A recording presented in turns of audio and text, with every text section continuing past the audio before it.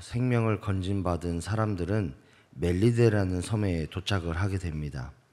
그때 섬에서 살고 있었던 원주민들이 그들을 불쌍히 여겨서 손님으로서 최소한의 예의를 갖추고 지낼 수 있도록 그들을 영접하는 것을 보게 됩니다. 불을 피워 물에 젖은 몸을 따뜻하게 할 때에 나무 묶음 사이에 있었던 독사가 불의 뜨거움으로 인해서 튀어나오게 되고 사도 바울의 손을 물게 되었다라고 3절은 이야기합니다. 당시 사람들은 뱀, 특히 강력한 독을 가진 독사는 신의 사자라고 여겼습니다.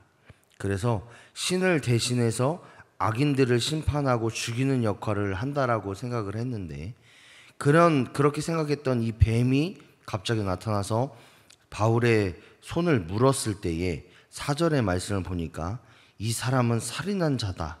바다에서는 구조를 받았지만 풍랑으로 인해서는 살았지만 그가 심판, 즉 신의 심판을 피하지 못했고 그로 인해서 죽게 될 거다. 이렇게 이야기하는 것을 듣게 됩니다. 그런데 5절부터 보면 그 결과가 다름을 보게 됩니다. 살인자요 심판을 받을 대상이었던 이 사도 바울이 독사에 물렸음에도 불구하고 조금도 다치지 않았을 뿐만 아니라 어떤 증세도 없이 살아있는 기적을 보게 됩니다. 그로 인해서 이 원주민들이 이 바울을 살인자에서 갑자기 신의 사자, 신으로 여기면서 그를 존귀한 자, 최고의 대접을 해야 되는 사람으로 여기게 되고, 7절의 말씀을 보니까 그 땅에서 가장 높은 사람, 어찌 보면 족장이라고 할 수 있겠죠. 그가 찾아와서 바울과 그 무리를 영접하고 사흘이나 친절하게 그를 융숭한 대접을 하게 되는 것을 보게 됩니다. 이렇게 사도 바울이 융숭한 대접을 받고 있는 중에 보블리오의 부친이 열병과 이질에 걸려 누워있다, 즉 죽어가고 있다라는 것을 그가 듣습니다. 그러자 8절의 말씀을 보니까 바울이 그에게로 들어가서 기도하고 그에게 안수하여 낫게 했다라고 이야기하고 있습니다. 이 병고침의 은사는 지금도 굉장히 신기한 영역이지만 그 당시 사람들에게 있어서 병고침의 영역은 신의 영역, 즉 사람이 범접할 수 없는 영역이다라고 볼 수 있습니다. 따라서 사도 바울이 이 보블리오의 아버지를 고침으로 인해서 이미 사도 바울을 신의 사자라고 여겼던 사람들이 더 맹신을 하게 되는 거죠. 사도 바울은 신의 사자가 아니라 어쩌면 신일 수도 있다. 그러면서 그들이 사도 바울을 극진하게 대접할 뿐만 아니라 9절의 말씀을 보니까 그 섬 가운데 있는 다른 병든 사람도 와서 사도 바울로 인해서 고침을 받았다라는 것을 보게 됩니다. 그렇게 고침을 받음으로 인해서 섬에 있었던 그 수많은 사람들이 후한 예, 즉 극진한 예로서 사도 바울과 그 주변에 있는 사람들을 대접했을 뿐만 아니라 떠날 때에는 그들이 쓸 수 있는 그것들을 배에 실어주었다.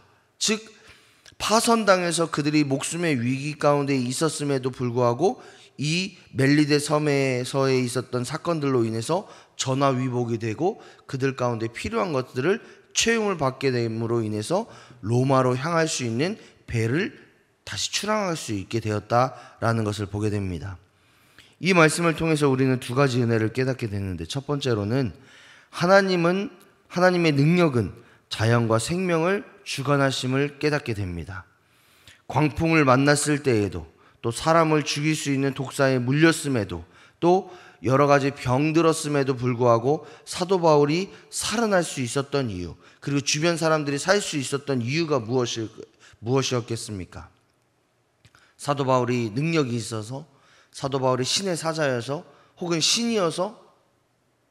물론 그렇게 생각할 수도 있겠지만 오늘 본문에서 말씀하고 있는 것은 하나님께서 바울과 함께 하시며 그의 생명을 지키셨기 때문에, 하나님께서 사도 바울을 통해서 역사하셨기 때문에, 하나님께서 사도 바울을 로마에서 복음 전하는 일에 사용하시기 위해서라고 설명할 수 있습니다.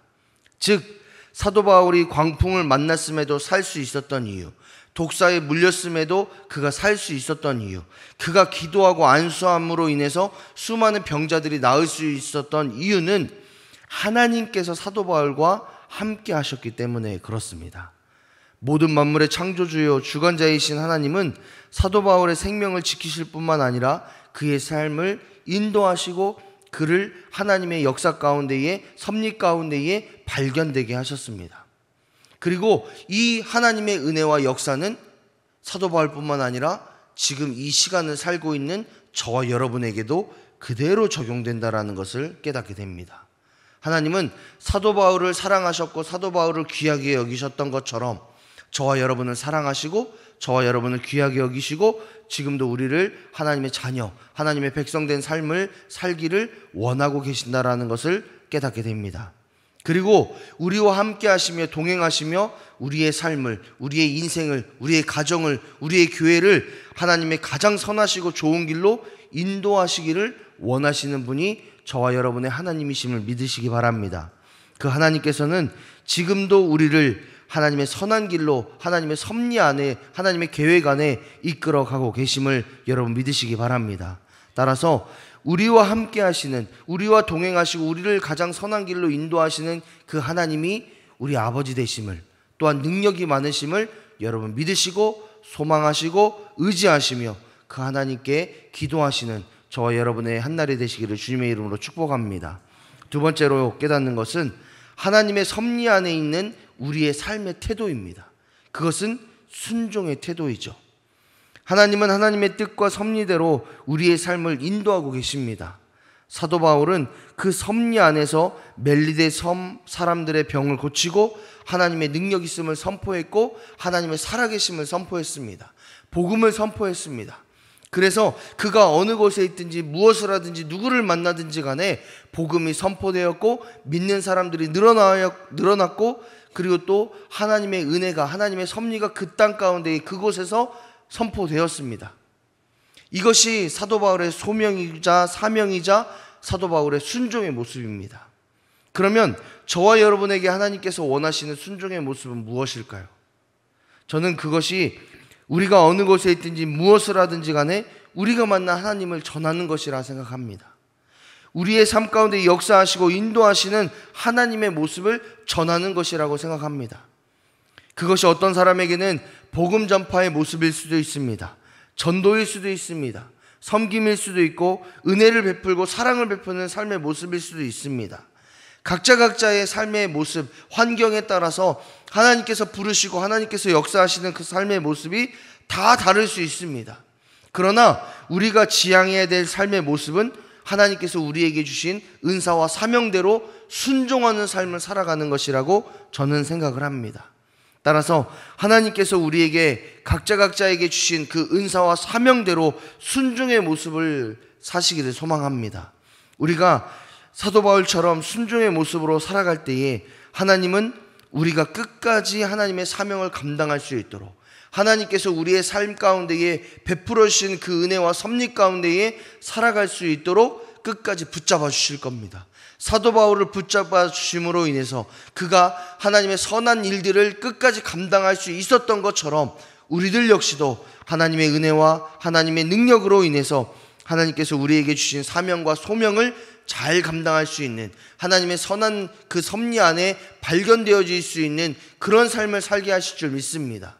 따라서 우리가 취해야 될 삶의 목적과 모습은 순종임을 여러분 기억하시면서 오늘 한날을 살아가시기를 소망합니다.